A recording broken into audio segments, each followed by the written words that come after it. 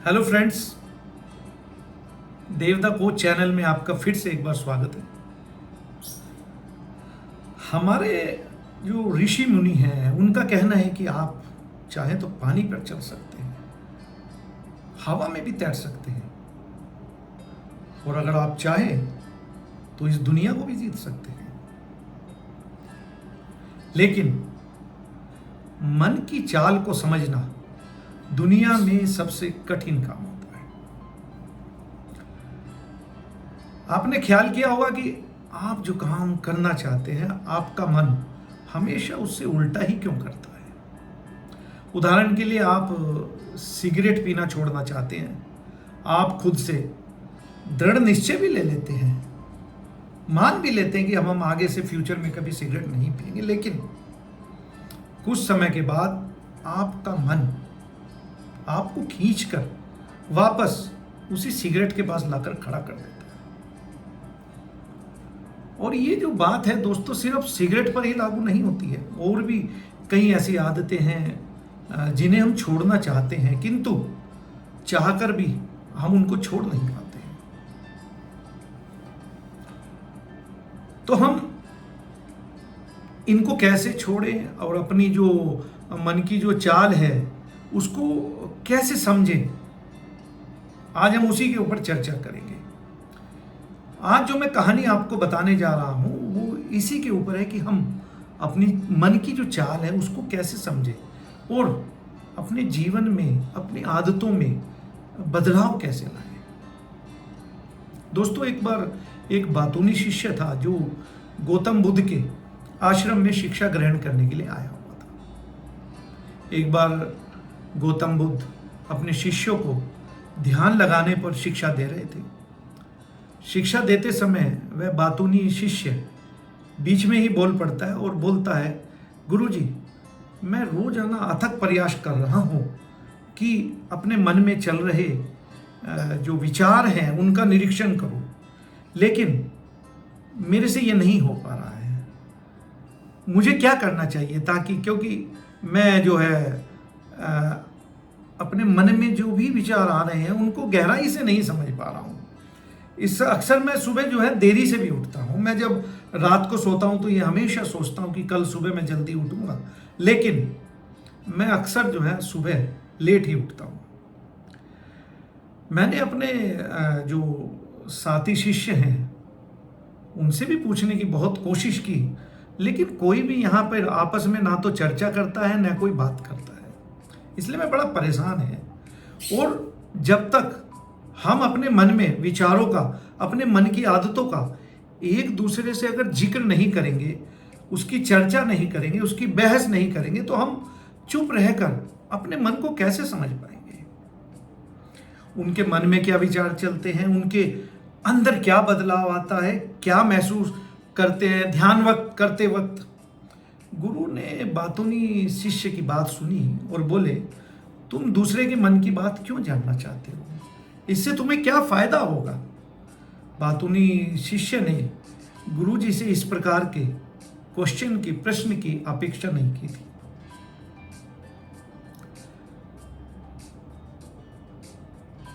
शिष्य बोला, गुरु जी कुछ भी करिए और मुझे ये बताने की कोशिश करिए ताकि मैं जान सकूं और भविष्य में अपना मन ध्यान की तरफ लगा सकूं। अब बातूनी शिष्य अपने पूछे हुए प्रश्न के जाल में फंस चुका था, फिर भी दूसरे शिष्यों के सामने अपने को ऊंचा दिखाने के लिए बोलता है कि अगर हमें ये पता चल जाए कि दूसरे के मन में क्या विचार हैं और उन विचारों को वो ध्यान में जाकर किस प्रकार निरीक्षण करते हैं, तो हमें भी ध्यान लगाने में आसानी रहेगी। गुरुजी ने उससे कहा, अगर तुम्हें वह अपनी मनोदशा बता भी दे कि वह किस प्रकार अपने मन में चल रहे विचारों का निरीक्षण करता है, तो तुम्हें क्या लगता है कि तुम भी गहराई में जाकर अपने ध्यान में उतर पाओगे। अगर तुम ऐसा सोच रहे हो तो तुम्हें एक बात बता दूं कि तुम अपने ही मन के बनाए हुए जाल में फंस जाओगे। और अगर तुम्हें ऐसी प्रक्रिया पता भी चल गई कि तुम्हारे की गहरे ध्यान में किस प्रकार प्रवेश किया जाता है, तो तुम्हारा मन उसी प्रक्रिया का अनुसरण करने की कोशिश करेगा जो वर्तमान में उपस्थित होकर आपकी मनोदशा को नहीं समझ पाएगा, बल्कि तुम्हारा तो मन उस प्रक्रिया के विचारों में उलझा रहेगा जो तुमने अपने मन को एक काम दे दिया, दूसरे से पूछा और अपने मन को एक काम दे दिया। तुम उसी काम में सम्मिलित हो जाओगे और तुम अपने मन में चल रहे विचारों का निरीक्षण नहीं कर पाओगे। गुरुजी ने बताया कि तुम अपने मन को तभी समझ सकते हो जब तुम अपने मन से अलग हटकर अपने मन को देख पाओगे। अपने मन की चाल को अगर आप समझना चाहते हैं तो दूर खड़े होकर अपने मन को देखिए। जिस भी विषय को समझना है उसको अलग होकर देखना पड़ेगा। अगर तुम उसके साथ एक हो गए तो तुम उसको कभी भी समझ नहीं पाओगे, तुम उसके साथ सम्मिलित हो जाओगे। और क्या तुमने अब कभी अनुभव किया है ऐसा? शिष्य ने सर हिलाते हुए बोला, हाँ गुरुजी, जब मैं अपने विचारों का निरीक्षण करने लगता हूं तो अक्सर ऐसा ही होता है कि मैं अपने ही विचारों में खो जाता हूं, लेकिन कुछ समय के बाद जब मैं फिर अपने विचारों के साथ एक हो जाता हूं तो फिर मुझे अनुभव होता है कि ये तो सब गलत हो रहा है। गुरुजी ने सभी शिष्यों को समझाते हुए कहा, जिस प्रकार एक गुस्से से भरा हुआ आदमी कभी भी अपने गुस्से का निरीक्षण नहीं कर पाता है, क्योंकि वह गुस्से के साथ एक हो जाता है और इसीलिए उसको वो देख नहीं पाता है कि उसका जो मन है वो उसको किस प्रकार प्रभावित कर रहा है। वो कभी नहीं देख पाएगा कि गुस्सा उसके मन को कैसे दुखी कर रहा है, क्योंकि उसके पास तो वो कला ही नहीं है कि गुस्से को अलग करके देखे। इन चीजों के लिए ही अभ्यास बने हुए हैं। तो ताकि तुम सिर्फ एक साक्षी बनकर सभी चीजों को असली रूप से देख पाओ। लेकिन चेतना हमेशा इंसान के साथ रहती है। वो दृष्टा है, वो साक्षी है, जो दिख रहा है वह हमेशा जीवित रहता है, कभी नहीं मरता है, और चेतना कभी भी किसी चीज से बंधी हुई नहीं है। चेतना ही तुम्हारा होश है। दूसरों को उनके स्वरूप में देख पाने की कला सिर्फ तुम्हें चेतना से ही मिलती है। जिस प्रकार तुम्हारी चेतना होगी उतने ही अच्छे तरीके से तुम चीजों को अलग हटकर देख पाओगे, सक्षम हो पाओगे। अपनी चेतना को हमेशा ऊपर उठाने का प्रयास करें ताकि तुम किसी भी चीज को असली रूप में देखने में सक्षम हो सको। शिष्य बोला, आपकी गुरुजी कुछ बातें तो समझ आ रही मगर कुछ बातें समझ नहीं आ रही। अब आप मुझे ये बताइए कि चेतना को ऊपर उठाने के लिए हमें क्या करना होगा।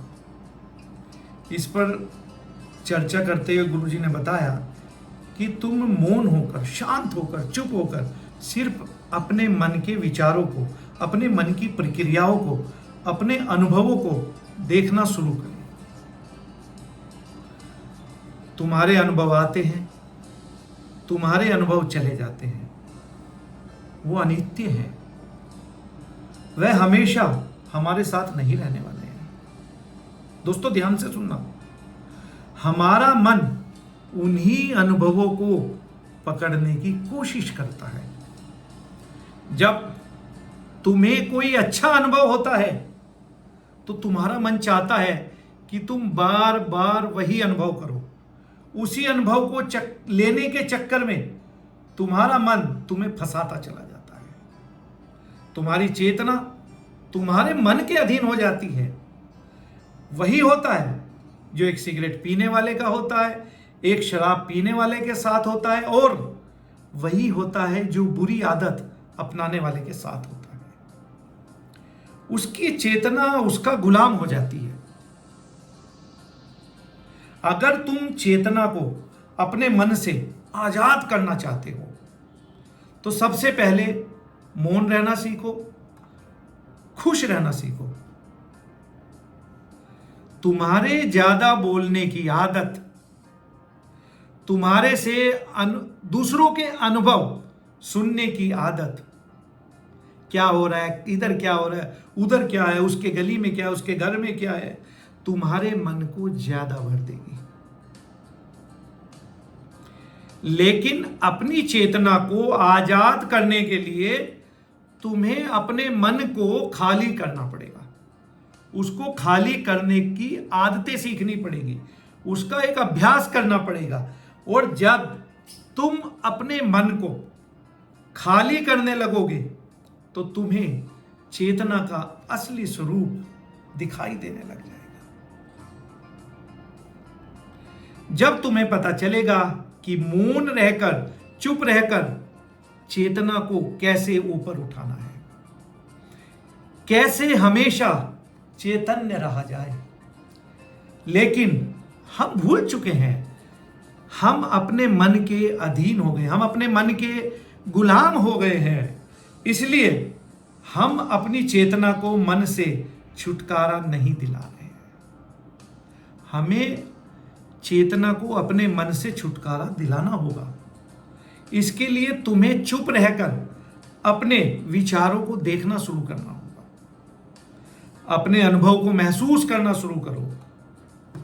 जब तक अपने मन के साथ हो जाते हो, अपने मन के साक्षी हो जाते हो, तो तब तुम्हें पता चलता है कि तुम्हारे मन में एक विचार आता है, दूसरा जाता है, दूसरा जाता है, तीसरा आ जाता है। कभी फील करके देखिएगा आप, आपके मन में एक दरवाजा है जो हमेशा खुलता और बंद होता रहता है। एक विचार आता है, एक जाता है, एक आता है, एक जाता है, और इस प्रकार चल रहा है जैसे सड़क पर एक भीड़ चल रही है। भीड़ आपको दिखाई दे रही है। भीड़ में एक मनुष्य कम हो जाता है तो दूसरा पीछे से आ जाता है, दो मनुष्य कम होते हैं तो दूसरा फिर आ जाता है, तीसरा मनुष्य कम होता है तो एक फिर से आ जाता है। और वो भीड़ जो है लगातार उस सड़क पर चलती रहती है। वही हाल आपके मन का है, जिसमें एक विचार जाता है, दूसरा आता है, तीसरा जाता है, चौथा आता है, और आपका मन उन विचारों से हमेशा भरा रहता है। एक आदमी, उसी प्रकार हम अपने चैतन्य को, अपने चेतन को मन से नहीं लगा पाते, उसको ऊपर नहीं ले जा पाते हैं। हमें पता चलता है कि हमारी जो चेतना है, मैं आपको बता दूं, जो हमारी चेतना है वही हमारा असली आनंद है, वही हमारा स्वरूप है। और उसके लिए हमें अपने मन की भूमि को से खरपतवार को हटाना होगा, उसको बिल्कुल क्लियर करना होगा। उसके लिए मेहनत नहीं करनी है, बस अपने विचारों को देखते रहना है। एक आता है, दूसरा जाता है, जो काम का नहीं है उसको हटाइए, उसको दरवाजा मत खोलिए, उसके लिए उसको मत अंदर मत आने दीजिए। बस देखते रहो, साक्षी बने रहो, दृष्टा बने रहो, और देखते रहो, आपके विचार विलीन हो जाते हैं। लेकिन इसके लिए तुम्हें चुप रहकर अभ्यास करना होगा, चुप रहकर आत्मनिरीक्षण करना होगा, अपने मन की भावनाओं को समझना होगा। कब गुस्सा आता है, कब खुशी होती है, अलग खड़े होकर देखो, मन से अपने को हटाइए, देखिए गुस्सा आ रहा है कि नहीं आ रहा है, खुशी है कि नहीं, अपने को अलग रखिए।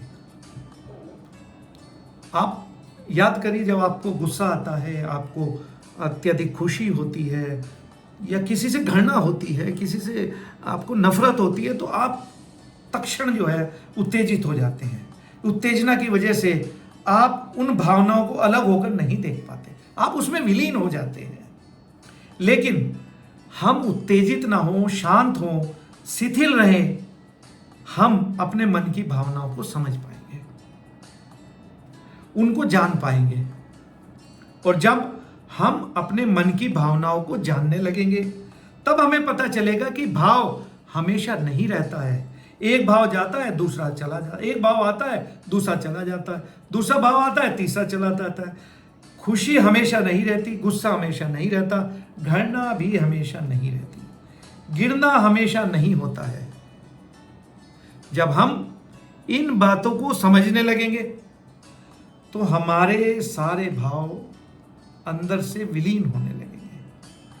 हम एक प्रेम और एक आनंद का अनुभव करेंगे, क्योंकि हमारे अंदर से प्रेम और आनंद ही बच जाता है, उसे ही हम परमानंद कहते हैं।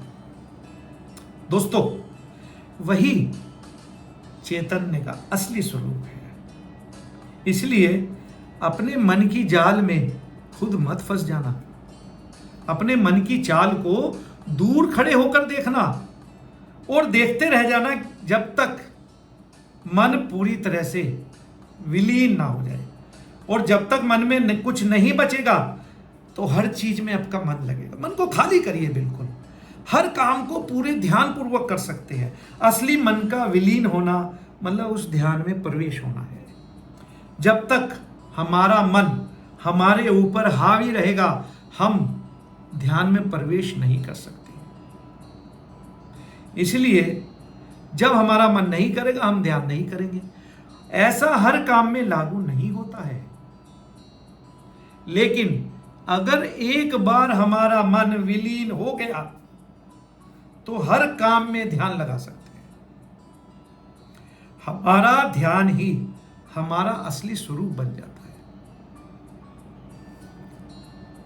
वही चेतना बन जाती है। और यह ज्ञान भरी चर्चा को सुनकर शिष्य बड़े प्रसन्न होते हैं। लेकिन गुरुजी कहते हैं, एक चेतावनी देते हैं कि तुम जो ये प्रसन्न हो रहे हो, ये भी एक तुम्हारे मन की भावना ही है। तुम्हें ये बातें सुनने में मजा आ रहा है, इसलिए तुम खुश हो रहे हो, हंस रहे हो। लेकिन ये बातें कोई नहीं सुनाएगा, इसी वजह से तुम्हारा मन हमेशा प्रसन्न नहीं रह पाएगा। थोड़ी देर में आप नॉर्मल हो जाएंगे। अगर तुम्हें असली आनंद की खोज करनी है, ऐसी प्रसन्नता हासिल करनी है जो कभी ना जाए, तो तुम शांत होकर, मौन होकर, भावना रहित होकर अपने विचारों को, अपनी भावनाओं को देखना शुरू करो। उसके बाद तुम खुद महसूस करोगे कि जो चेतना होती है वही शाश्वत होती है, वह कभी नहीं मरती है। बाकी सब चीजें अनित्य हैं, वो खत्म हो जाएंगी, वो मर जाएंगी, वो पीछे छूट जाएंगी, उनका कोई अस्तित्व नहीं है। इस संसार में कुछ भी शाश्वत नहीं है सिवाय हमारी चेतना के। जब हमारे प्राण छूटते हैं तो हमारे शरीर से सबसे पहले हमारी चेतना ही निकलती है, इसलिए कभी चेतना नहीं मरती। गुरु जी ने सभी को निर्देश देते हुए कहा कि आज हम मौन रहकर अपने विचारों को, अपनी भावनाओं को ध्यान में लगाएंगे। ध्यान लगाएंगे, सम्मिलित नहीं होंगे। दोस्तों, ध्यान से सुनना, ध्यान लगाएंगे, सम्मिलित नहीं होंगे, बस दूर खड़े होकर देखते रहेंगे। थोड़ा कठिन है, लेकिन अभ्यास करते रहने से आप सब भी इसमें पारंगत हो जाएंगे। इसके बाद गुरु जी ने सभी को ध्यान लगाने का संकेत दिया। दोस्तों, कहानी तो यहीं खत्म होती है। आप भी ध्यान लगाकर कोशिश अवश्य करें और अपने जीवन का मूल्य जानें। ये एक ही बार मिलता है।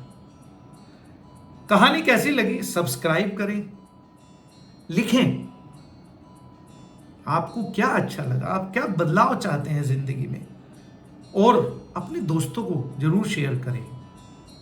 मिलते हैं अगली वीडियो में, तब तक के लिए अपना ख्याल रखें।